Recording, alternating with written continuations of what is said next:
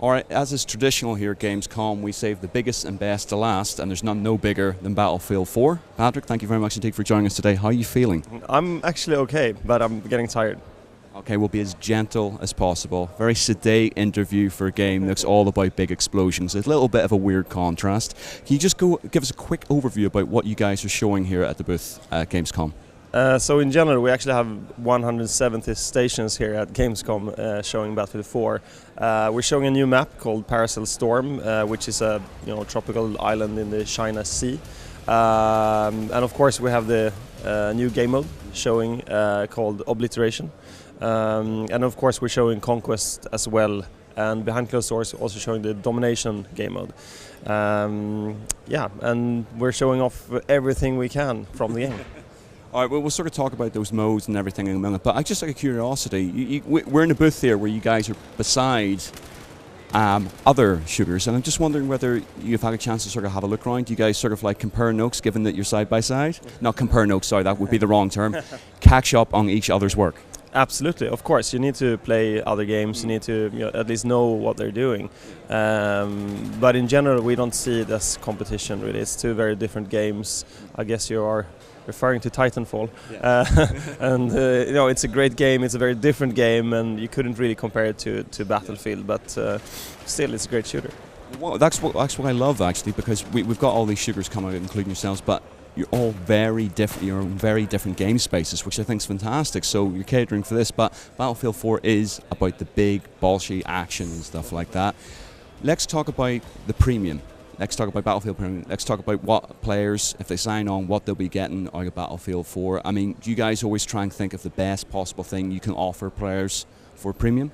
Absolutely. The whole idea with the Premium is to bundle all the expansion packs, and for us it's very important that the expansion packs has a soul and a theme that is very clear. We've done this before in the past and been quite successful with it, and I know the fans like the more focused themes, knowing exactly what they're getting. So right now we're releasing information on that. We're doing 5 expansion packs. Some of them are in the works or starting up. Some of them have not been started yet, because then we put it in the game. So in general, we're still working on it. We will collect feedback. We'll ask the community for help and ideas and try to make them as exciting and cool as possible. That's about community. At this point in stage with the franchise, do you feel like sometimes maybe the top tier players know the game even better than yourselves? Absolutely. It doesn't take that long for people to get better than us. We're actually, sometimes we're joking about this, but we're playing the game so much up until launch, and it takes approximately 1 or 2 weeks, and then we're out. People are so good at playing the game. They find things that we never thought of. They find combinations and tricks and things that we could never design for, because Battlefield is such an visceral game that you can find endless combinations of tricks to do. So it's very fascinating to see what the game turns into after launch. I was going to say that, so you guys sort of take a step back, and it is a breather for yourselves, I guess, because it's such an intensive experience to get the game out, that it's actually nice to have, say, a third set of eyes on it, and it must be enjoyable for you guys to sit back and go, okay, we're just going to listen to the feedback now.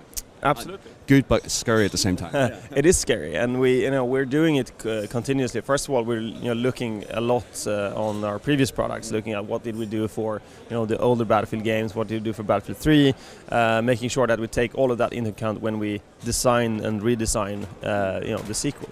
And then on top of that, we do have like alphas. We'll have a beta.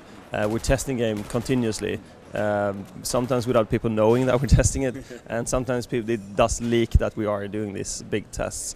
But to us it's very, very important that we, not only we at the studio, even though we are extreme Battlefield fans and play it all the time, we also get a third set of eyes on it.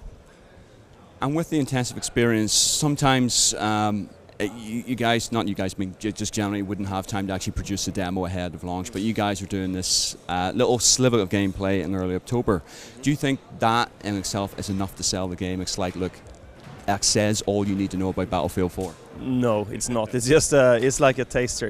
It's something that at least get you to understand what it's all about. We won't give you the full game as a beta, but still we want people to try it out, and it's also for us. We want to make sure that everything works as intended, so we have that last minute window to change things if necessary. And then also we always stay in contact with the game after launch. During the premium campaign we will update the game continuously, so we are collecting data at all times to make sure that the game gets better and better and better. Let's talk a little bit about the maps, about the changing events in the maps. I mean, you guys showed such a versatility up there on stage at the EA conference.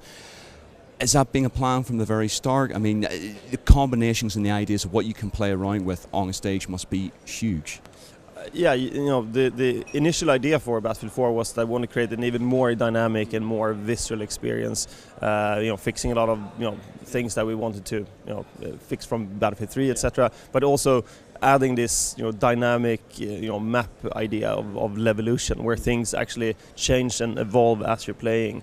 Players will drive the change, of course, but then also you have the more like weather changes, the waves coming in, things that actually turns the battle around. I've heard people telling me stories about what they're playing here at Gamescom when they actually get chased by a big attack boat, and then the waves come in and they actually hide in the waves, go around, and they take down the other ship from behind. They do some crazy stuff already here at Gamescom. So Levolution is a big concept for us, where it's not only about these big things where the big waves change or the skyscraper falls down, but it's also about the small things like birds flying out of bushes, revealing your position. We have metal detectors, gates, elevators, everything. So we want to create a world that feels very dynamic, and then on top of that you have this great game that Battlefield is. So you have to learn how to adapt to these new situations. You guys just enjoy giving yourself hard work, right? Apparently we do. That's actually a problem. We never look at what other people have done. We look at what we want to do, which creates these horrible plans for us, which it's almost impossible for us to do it. And also sometimes it's really hard because we don't have anything to refer to. Looking at the waves, for instance, which is probably the first time you see it in a multiplayer game, because we're actually pushing those waves over the network, so everyone is riding the same wave. It feels natural, it feels like, okay, of course that should be the case, but it's actually quite complicated. But the end result feels very obvious. Like, of course there are big waves and it's fun to ride. So it's about having a vision and focusing on what you want to do and creating something new, rather than just tweaking and changing the things that you already done. Now, big talk in Gamescom is next gen, etc. But I want to sort of talk about this current gen. I mean, Battlefield 4 is, in a sense, your exit interview out of this gen. I sort of wanted to touch upon how you guys, sort of personally looking back on this generation, this long-running generation. I mean, how do you feel about it? Like always, it's fascinating to see how much more you can take out of a console, because I'm just guessing that everyone in the beginning of the cycle tried as hard as we're trying now to get the best games on the market for that console.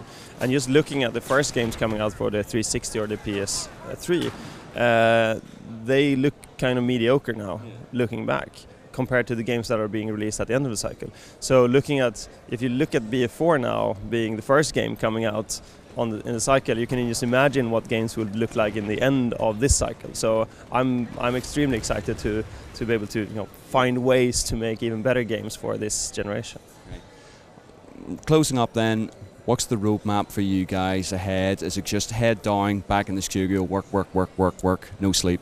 Yes. That's it. That's it. No, we want to make the most out of this now and make sure that we're showing the game. People have seen 2 maps from the game. We have, of course, a lot of more maps to show, and we want to get everything perfect. All the people here showing the game is actually collecting feedback from gamers without them knowing it sometimes. So we're making notes, making sure that we tweak and fix all the things that are obvious, and also we have some more things that we haven't shown yet. So it'll be quite interesting to see how people react to that. Listen, thanks very much for talking to us today. Thank you very much.